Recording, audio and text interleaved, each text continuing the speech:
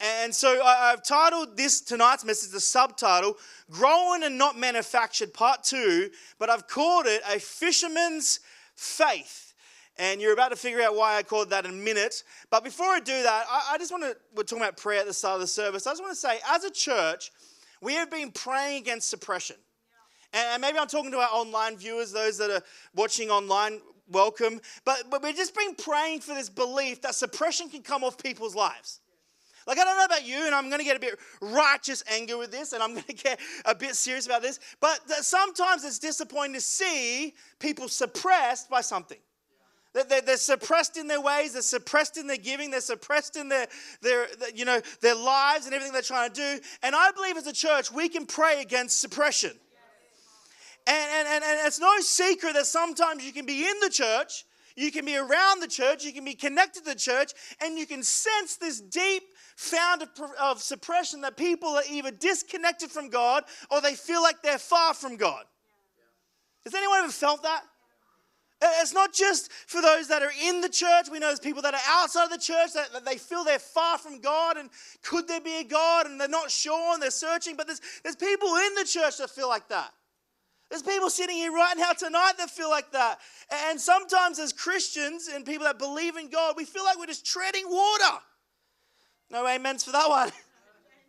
As your pastor, sometimes as a Christian, I feel like I'm just treading water. I'm just trying to figure out what God's trying to do in my life. I know for some people, they struggle with the whole idea that God is even real. I haven't seen him before. I haven't felt him before. And all of a sudden, we start to live in this place where the pastor's up there talking about growing and not being manufactured. And we're sitting there going, man, I don't even feel God. I'm not even sure if God's real. And I want to remind us tonight, before I even preach this message, of this famous verse, which is Paul talking in Romans 5:8. And he says here, he says, but God demonstrated his own love for us. I love the own part, like his own love for us. That while we were still sinners, Christ died for us. He didn't wait for the perfect moment. He didn't wait for the perfect opportunity. He didn't wait for us to be perfect. But in our sin, in our mess, in our disappointment, in our not sure if he's real or not, that's when he demonstrated his love. You know, while you were still lost, Christ died for you. This might be a different message if you heard usually in a church setting or maybe online, but this is what I believe. While you were still in shame or currently in shame right now, Christ died for you out of love. Right now, you're like, I'm the Christian guy or the Christian woman, I've turned up, but I've got some addiction. In your addiction, right now, in your actual addiction, not the addiction you left when you came to the door, the addiction you've got right now, Christ died for you. Even if you stop believing, or you've stopped believing, Christ demonstrated his love for you. That while we were still sinners, while we were still given up, while we still didn't believe, Christ died for you. While we stopped serving, even while we've stopped giving. We've stopped giving to the church. We don't really care about putting our first fruits first for the church. Christ died for you. While we stopped caring.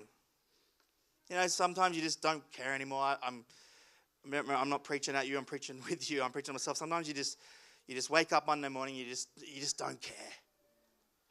Christ died for you. And I wanted us to be remembered before I preach this message. I want us to remind you of one thing before I say this. Is that Christ and what he did, his love for you, in the why you were still sinners, why we are sinners, why we are in this mess. I want to remind you of something. That although sometimes you and I will stop pursuing Jesus, you and I will stop pursuing the heart of God. You and I will stop pursuing him. I want to remind you tonight, someone needs to hear this, that Jesus will never ever stop pursuing you. He will never quit on you. He will never give up on you. He will never look at you and say, well, you failed, you've dropped the mark. Even though we fail to pursue Jesus all the time, Jesus will never, ever, ever, ever, ever stop pursuing you. And the reality is, we do get suppressed. We do get sad. We do get overwhelmed. We do stop serving. We do stop giving. We do stop loving. We do stop coming to church. And those things aren't to be frowned upon. I'm not judging tonight. But I want to remind you that even though we've cut ourselves off from God, God's still pursuing you, and He wants to reconnect with you, and He wants to bring you back to life. And so tonight, a fisherman's faith is what I want to preach. And it's found in Luke 5, 1-9. And it's this amazing story of Jesus. And so it says here in verse 1, one day as Jesus was standing by the lake, the people were crowding around Him, listening to the word of God. And in number 2, verse 2, it says here, He saw the water's edge and He saw 2 boats there that fishermen had left there, and their nets were lying on the ground. In verse 3, then this is Jesus, He got into one of the boats that was belonging to Simon, and He asked him to pull out a little bit from the shore. Then He sat down and taught the people from the boat. When He had finished speaking, He said to Simon, "Put out into deeper water and let down your nets for a catch." So let's just create the narrative, because I want to preach some truth tonight to myself, through this church, to people watching online. That there's a scenario where Jesus has showed up. He's there. He's ready to go. Don't care who's there. He's just ready to show you something. And He pulls out from the ocean, the lake, and He goes out to where He needs to be. And He starts to say, hey, I'm preaching, I'm teaching, I'm doing all these wonderful things. We're all here. We're all doing it. Like, here we are. We're at church. We made it. We're listening. We're hearing. We're on the same page. But then Jesus asked them to do something, and we saw in verse 4, He asked them to pull out into deeper waters and let down your net. It's like, cool story, man. Like, where are you going with this? And this is what I find interesting, and this is what I find where we're talking about grown and not manufactured, because the reality is religion will manufacture you. It will twist your mind. It will make you feel that as long as I raise my hands and clap and do the things that look like Christ, then I will be part of the manufacturing process of becoming who I'm meant to be. But God actually grows us, and He changes us, and He doesn't want us to be manufactured. He wants us to grow. And I know this because in verse 5, this is what one of the guys said that were in the boat. They look at Jesus and they say, it says here, Simon answered, "Master," being Jesus, "we've worked hard all night and haven't caught anything." Like, Jesus, I'm in a bit of an attitude. We already tried this. We've been out here coming to church and being part of this, and I look like I'm growing, but I'm just being manufactured, and now you're trying to tell me that I should throw my net in the same water I've been fishing in this whole time? Come on, this is good. Jesus. We've already tried this. We've already been doing this. We haven't caught anything. But Simon was pretty wise, because he says in the next sentence, and I'm praying this will be the sentence of our church, "But because you say so." Now imagine a church that we don't just come to church, but we turn up and we hear what Jesus is saying, and we start to respond to it, "Because you say so." Not justifying it, not going, well, there's no fish, there's no people, there's no land, there's no money, but we start to say, "Because you say so." He then says, "I'll let down my nets." Now, if you're a Christian and you're following God, you're keeping up to where I'm going. You know this story. If you're not, it still applies, because here's the reality of manufactured and growing. Our faith isn't about religion. It's about transforming your life. And God wants to transform your life, whether you've been in church your whole life, or you've been in for 5 minutes, or you're just looking for a God to see if He's even real. He will transform your life. So this speaks to me, it speaks to you, it speaks to all of us. And so in verse 6 it says here, when they did so, they did what Jesus said, they caught such a large number of fish that the nets began to break. So they signed over everyone that was around them, it says here their partners and other boats, to come help them. And as they came and helped them as well, all their boats, the Bible says, they all began to sink. because there were so many fish in the same water where they already were fishing. It's like, who is this guy, Jesus, to show up in the same water, in the same place that I've been trying to work in, and all of a sudden, bam, he says, cast your net one more time on the other side, and we see so much fish, so much things happening, that they didn't just catch what they needed, but the boats began to sink. Now, I found this interesting in verse 8, if you're following along with me, but it says here that Peter, Simon Peter, the guy that originally said, all right, if you say so, he all of a sudden, he falls to his knees and he says, go away from me, Lord, to Jesus. I am a sinful man. And I just wanted to address that for a second before I move on, because sometimes we feel that our lack of catch, or our lack of prosperity, or our lack of servantship, or our lack of whatever's happening in our lives, we carry so much shame. And it actually makes us move away from what God's doing. You hear people say this, oh, well, when I get sin out of my life, then I'll come to church. No, bring your sin to church. When I have more money, then I'll give. We start to, when I get sick, then I'll pray. It's like we flip the narrative, and if we're not getting the result or we're not doing it, then all of a sudden we're crushed by the guilt and the shame of Jesus' miracles. And so he says that. He's like, hey, man, I didn't believe you. I couldn't believe you. Now you're doing it. I've seen it. The fish are overflowing. Get away from me. I've stuffed up. I'm a sinful man. But Jesus says, hey, look, it's all good. It's all good. And it says in verse 9, his companions and those that were around him were astonished by the catch they had taken in.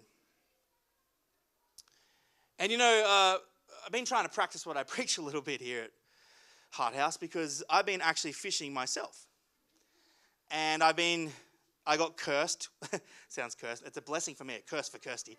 My brother actually gave me a fish tank. So I've been learning about fishing again, and I'm exploring that. And one of these things I've promised the kids is I told them stories about when I used to fish. And I told them they used to find octopuses. We'd go down to the beach and we'd go, there's octopuses in here. And the first day we went down and looked, I was looking everywhere. I could not find one. And Dallas was like, man, my dad's a liar. He told me there's octopuses down here. And so I was looking around and couldn't find anything. And then the next day we went back down to the beach again, and we found an octopus. And I actually have a video of what actually happened. And then I'll just show you what happens. And this is one of the... I wish we can take him. I wish we can take him. Should I let him go? Yeah. What's that going to do? I wish we could have another tank to keep it. Yeah, I know. For those who don't know, that's my eldest son, Dallas, saying, Dad, because we found one, can we keep it? Can we take it home? And Mum's like, no way are you bringing an octopus home.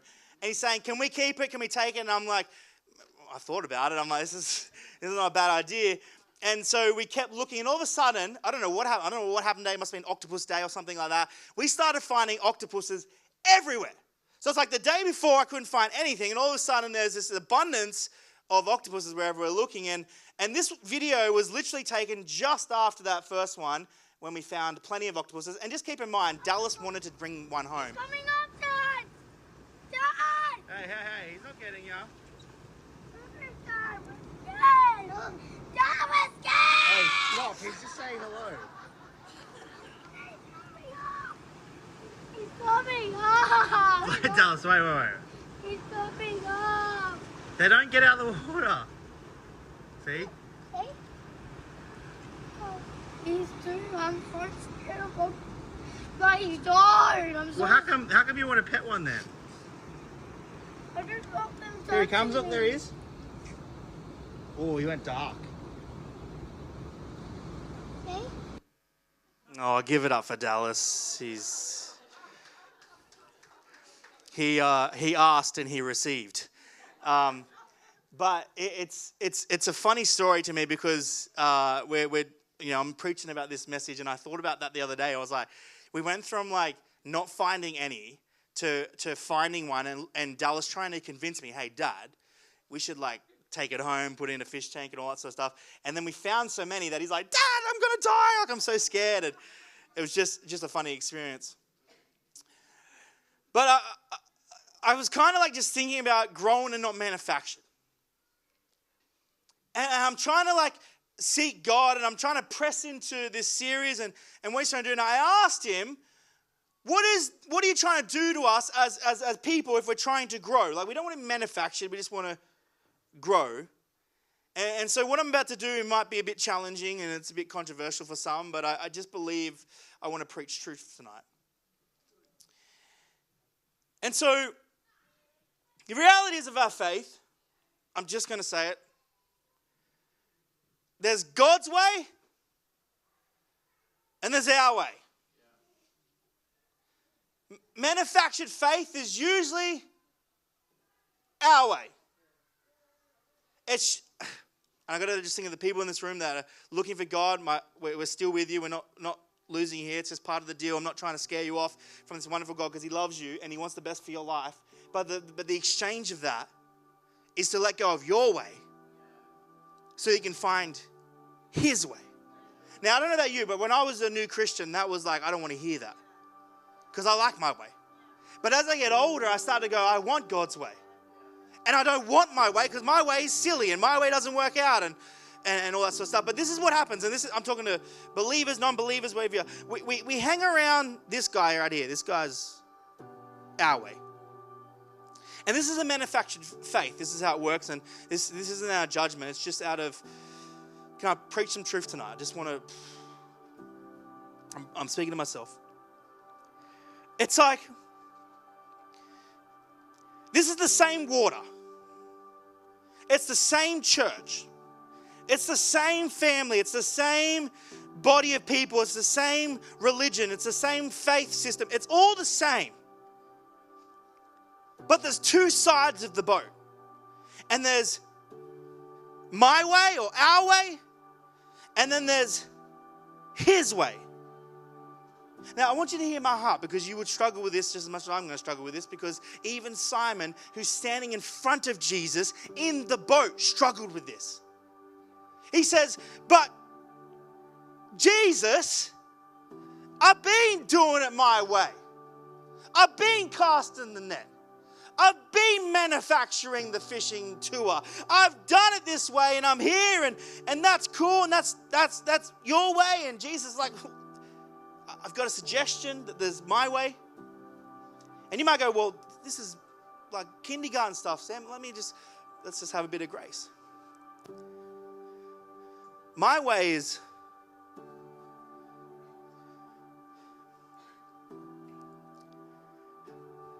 I'll forgive Jesus, everyone but ...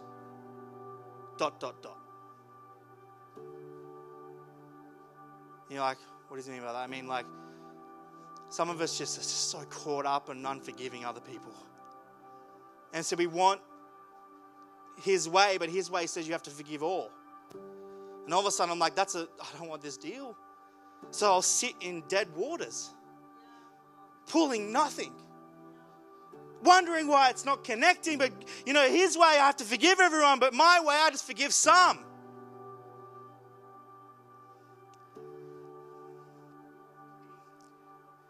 See, my way is, I don't really have to give my first fruits to the church. Like, the church doesn't need my money. So I won't do it. I won't give a cent to the church, and I'll sit in the ocean and I'll be part of the manufacturing of religion, but I can't part with my treasures and I can't fund the very thing. So I'll sit in my way, and we wonder why it's sluggish. And we wonder why we don't feel blessed, and we wonder why we're not pulling up any fish. Because it's my way. But then God says, hey, but there's his way, and it's, hey, put your first fruits, whether it's $1, $10, $100, $1,000, put it first weekly, not just when you think about it, put my way first. Now, all of a sudden you're starting to go, well, preacher, man, you're just taking it a bit too far here. No, I'm teaching you truth tonight. It's the Bible. My way is I'll pray when I want something. Oh, I'm sorry if you came in tonight signing up to go, I'm going to follow Jesus, and then all of a sudden you're like, this guy's talked me out of it. No, trust me. You know why in Peter, and when the boats overflew, you know why his way is better. You're about to see the correlation. And I'm not saying this is easy. I'm with you. I'm sitting here going, you want to, God, I got a bunch of things that are my way. And I'm not preaching at you. I'm preaching with you. I'm stuck here with some things in my life. Don't get me wrong. And I'm trying to learn this. So we've got forgiveness. We've got giving. It's like we'll have everything else, but you can't touch my money. And then I'll only pray if I want something. And so we pray when we want something, but his way is just pray all the time. I didn't sign up for this. Well, you kind of did. Because I don't just pray when I want something, but I also pray when I don't have something. Because I'm in the same waters, in the same church, with the same people, but I'm wondering why some are pulling up no fish and some are bringing in some fish. This is the difference between growth and manufactured. There's a religion that can be manufactured. There's an image that can be manufactured. There's a persona that can be manufactured. But to actually grow in your faith is to step out of my way and land into his way. And so some of us were just kind of like trying to catch a miracle, trying to get a blessing, wondering why I don't feel blessed. I don't wonder why I'm stuck here and I'm fishing in no waters. And Jesus is standing right there saying, hey man, have you tried my way? And you're like, oh, well, I'm just trying to manufacture my faith over here. I'm not trying to grow. Because I don't want, I'll tell you why. This is what, thanks for asking. This is in what's between your growth. It's tension between your way and his way. And if as soon as I mention the word money, tension in the room. As soon as I mention the word unconditional love or forgiving someone, tension. Because tension always comes in between his way and my way. And I know this because Peter then says in this Bible, but there's some tension here, Jesus, because I've already tried it. You can see I'm in the boat. You can see I'm at the church. You can see I'm raising my hands. And there's tension when the pastor starts to bring up things that take us from my way to his way. But don't knock tension. Because tension is the very essence of every single person's faith coming to life. I'll tell you what I mean by that. If you feel tension right now, God bless us if you can still feel the tension. Because if you hear what I'm saying tonight and you're just numb to it, like, don't talk about money, Sam, don't talk about healing, Sam, don't talk about that, then the tension, we pray for a miracle over your life that God starts to speak to you. But if you feel the tension, this is a good thing because God's speaking to you, because tension takes you from, hey, God, we've tried all night and we've been fishing, and tension takes you to my way, going to his way, and we start to see so much fish that we can't contain it. This isn't a prosperity message. I'm not into that. This is a message. This is what tension starts to feel like. Tension is the difference between a slave and freedom. We're just talking about fish here. Tension is the difference between I don't know what I'm doing with my life to I'm so confident in my calling that God's going to use my life to change the world. That's the difference. The difference is, why am I feeling sick to why am I getting so much healing? There is a difference in the tension. Tension is found in well, I've tried everything and I'm being money and saving and all that sort of stuff, and I just feel like my business, my finance, everything's sluggish. It's the tension of crossing into his way. Here's a big one. It's our reason to live is found beyond the tension. Because our way, or my way, is just our way. But to find the reason to live is stepping into his way.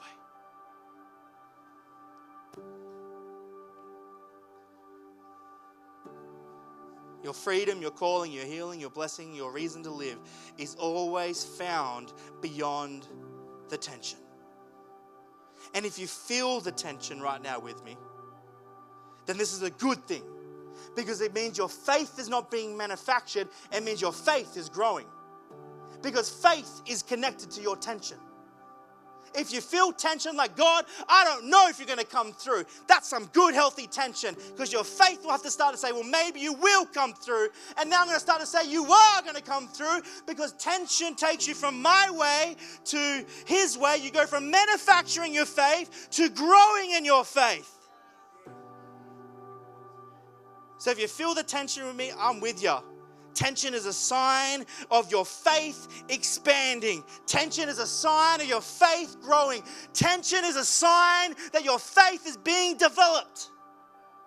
That's where tension comes from. It's the tension between your way and God calling you into his way. He says, hey friend, I asked you, you've tried it, you've been there, you're in the church, you look the part, blah, blah, blah, whatever. But if you cast your net over here, then there'll be something you can't even control, contain, or even take care of. So crazy. And so I'm not even going to justify myself and say, I apologize, but I'm not going to apologize. Because truth is truth, and here's what you need to know. You and I cannot manufacture miracles.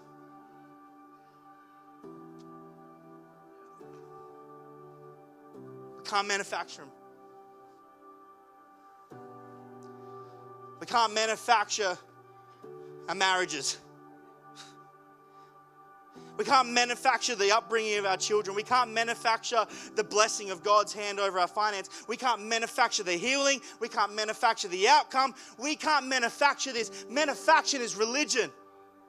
But growing and becoming a better husband and wife and becoming more financially aware and becoming healthier and being able to stand on your two top feet and go, you know what? I know God's called me to change the world. Not just be in the world, but change the world.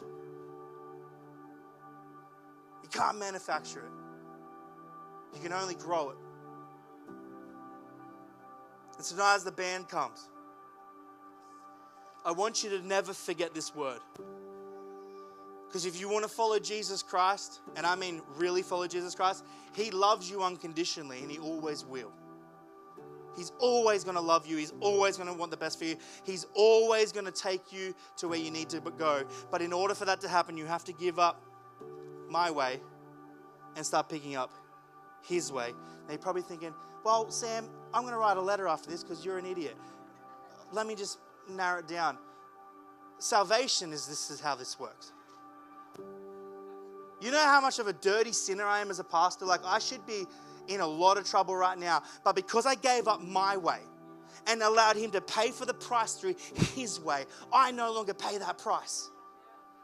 I no longer have to hang on the cross. I no longer have to be punished. I no longer have to go to hell because I gave up my way and I had to inherit his way. Salvation is even on this. It's the tension of our belief system. Jesus didn't die because you were perfect. He didn't come back because we were awesome. He wasn't here hoping we'd come to church because we get a round of applause from heaven. He said, while you were sinners, while you were lost, in your mess, give up your life for this life, which is my way. And the tension is, wow, I have to give up my old life for a new life. That's the exchange of heaven. So we don't think I'm not preaching gospel tonight because it's very hard for us to give up our lives and our selfishness and everything we want to do with sin. Like, I want to sin. Did the pastor really say that? Yes, I did. I'm human. There's things I do that are sinful, but I'm so thankful that the tension of giving up my old life is inheriting new life because God did something that I could never pay for.